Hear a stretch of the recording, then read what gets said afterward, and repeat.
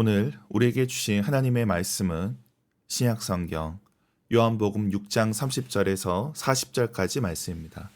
말씀을 봉독하겠습니다. 그들이 묻되 그러면 우리가 보고 당신을 믿도록 행하시는 표적이 무엇이니이까? 하시는 일이 무엇이니이까? 기록된 바 하늘에서 그들에게 떡을 주어 먹게 하였다 함과 같이 우리 조상들은 광야에서 만나를 먹었나이다. 예수께서 이르시되 내가 진실로 진실로 너희에게 이르노니 모세가 너희에게 하늘로부터 떡을 준 것이 아니라 내 아버지께서 너희에게 하늘로부터 참 떡을 주시나니 하나님의 떡은 하늘에서 내려 세상에 생명을 주는 것이니라. 그들이 이르되 주여 이 떡을 항상 우리에게 주소서. 예수께서 이르시되 나는 생명의 떡이니 내게 오는 자는 결코 줄이지 아니할 터이요 나를 믿는 자는 영원히 목마르지 아니하리라. 그러나 내가 너희에게 이르기를 너희는 나를 보고도 믿지 아니하는도다 하였느니라. 아버지께서 내게 주시는 자는 다 내게로 올 것이요 내게 오는 자는 내가 결코 내쫓지 아니하리라. 내가 하늘에서 내려온 것은 내 뜻을 행하려 함이 아니요 나를 보내신 이의 뜻을 행하려 함이니라. 나를 보내신 이의 뜻은 내게 주신 자 중에 내가 하나도 잃어버리지 아니하고 마지막 날에 다시 살리는 이것이니라. 내 아버지의 뜻은 아들을 보고 믿는 자마다 영생을 얻는 이것이니 마지막 날에 내가 이를 다시 살리리라 하시니라. 아멘. 매일 성경 순서에 따라 마태복음 6장을 살펴보겠습니다. 오늘 말씀은 생명의 떡에 대한 논의를 이어갑니다. 본문을 통해 성찬의 의미가 무엇인지를 드러내고 있습니다. 그 내용을 살펴보겠습니다. 오늘 본문은 오병이어 사건에 대한 해석이라 할 수 있습니다. 앞서 예수님은 무리에게 떡을 먹이셨습니다. 이 사건의 의미를 다루고 있습니다. 이 사건에 대해 나누는 자들은 떡을 먹은 자들이고 예수님의 말씀을 들은 자들, 그리고 예수님을 따르는 자들입니다. 그러나 그들 중에서도 이 떡의 의미를 이해하는 자가 있고 이해하지 못하는 자가 있습니다. 그로 인해 무리가 나뉘어지고 있습니다. 오늘 본문은 오병이어를 광야에서 만나를 내린 것과 이어 설명합니다. 그들이 떡을 먹은 것은 광야에서 만나를 먹은 것과 연결됩니다. 하늘에서 떡이 내려왔다. 여기서 하늘에서는 앞서 니고데모와 대화를 연결할 수 있습니다. 니고데모와 대화할 때 예수님은 니고데모에게 거듭나야 하셨습니다. 여기서 거듭이란 말은 위로부터 난다는 것으로 해석할 수 있습니다. 떡도 마찬가지입니다. 그렇다면 위로부터, 하늘로부터 오는 떡을 먹어야 생명을 얻는 것입니다.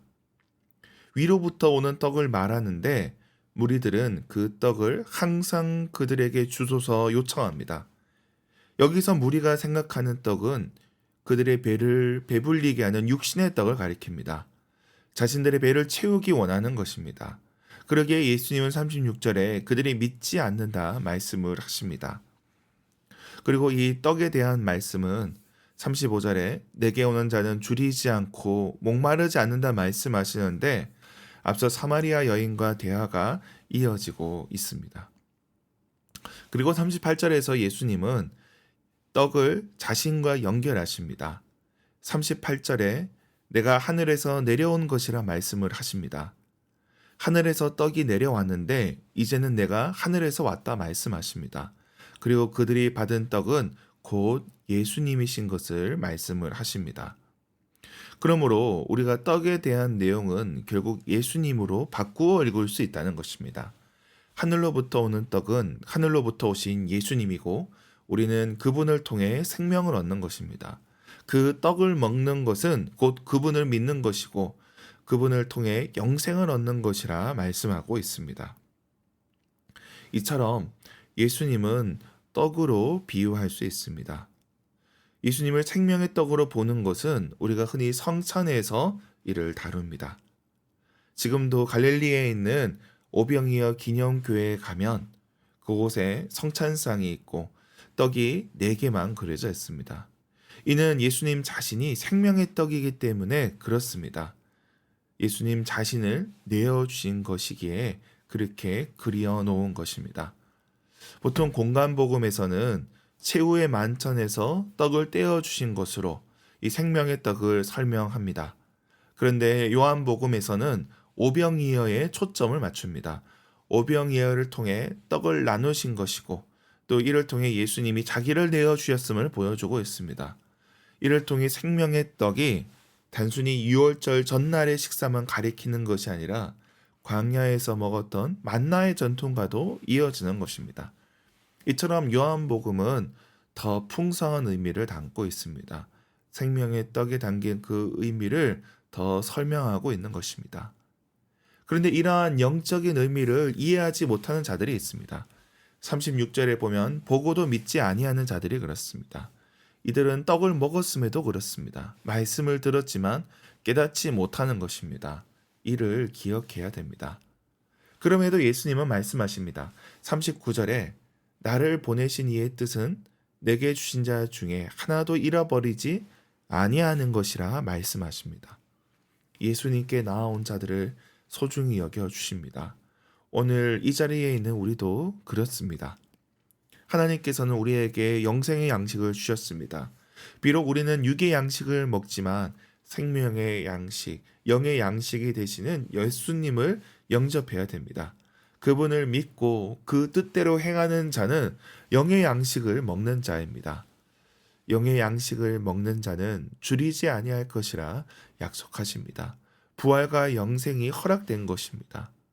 그런데 그 은혜가 주어졌음에도 불구하고 이 세상의 세속적인 복만 구해서는 안 된다는 것입니다. 우리는 더 큰 은혜를 구해야 할 것입니다. 말씀을 맺겠습니다. 하나님께서 우리에게 영생의 떡을 주셨습니다. 우리 모두는 그 떡을 먹는 자들입니다. 그 풍성한 은혜를 깨닫고 누려야 할 것입니다. 오늘 하루 그 은혜를 누리는 저와 여러분이 되길 축원합니다. 기도하겠습니다. 하나님 아버지, 이 시간 우리에게 은혜를 베풀어 주시니 감사합니다. 우리에게 영생의 양식, 영생의 떡을 허락하여 주셨습니다. 우리가 그 떡이 되신 예수님을 믿고 그 생명을 누리게 하여 주옵소서. 우리의 영에 주님의 생명으로 채워주시고 우리가 부활의 소망 가운데 살아가게 하여 주옵소서. 명절을 맞아 여러 성도들이 먼 길을 오가고 있습니다. 주님께서 저들의 길을 안전하게 지켜 주옵소서. 주님의 도우심을 경험하게 하여 주옵소서. 각 가정마다 주님 함께 하여 주시고 사랑으로 하나 되게 하여 주옵소서. 명절에도 홀로 있는 자들을 기억하여 주시고 저들을 위로하여 주옵소서. 고향이 없는 자들에게 주님께서 고향이 되어 주시고 우리가 본향을 바라보는 자들 되게 하여 주옵소서. 다음 세대를 위해 기도합니다. 초등부 자녀들 주님께서 기억하여 주시고 저들이 믿음으로 자라가게 하여 주옵소서. 다니엘처럼 요셉처럼 믿음의 사람으로 커가게 하여 주시옵소서. 지도하는 전도사님과 교사들에게 함께하여 주시옵소서. 주님, 우리에게 주신 선교의 사명을 놓고 기도합니다. 특별히 이번 주 토요일에 서울대 원당금식 기도회가 있고 또 다음 주엔 선교 후원의 밤이 있습니다. 우리가 캠퍼스 선교를 놓고 함께 기도할 때 역사가 나타나게 하여 주시옵소서. 우리 가운데 연약한 지체들을 위해 기도합니다. 병상에 있는 자들을 주님 긍휼히 여겨 주시고 또 경제적인 문제를 어려움 겪는 자들에게 필요한 것들을 채워 주시옵소서. 불화로 인하여서 고통받는 자들에게 주님께서 화평을 허락하여 주시옵소서. 태의 열매를 놓고 기도하는 가정들에게 주님 생명을 허락하여 주시옵소서. 오늘 하루 우리 삶의 여러 가지 상황 속에서 주님 함께하여 주시고 은혜를 경험하게 하옵소서. 감사드리며 예수님의 이름으로 기도드립니다. 아멘.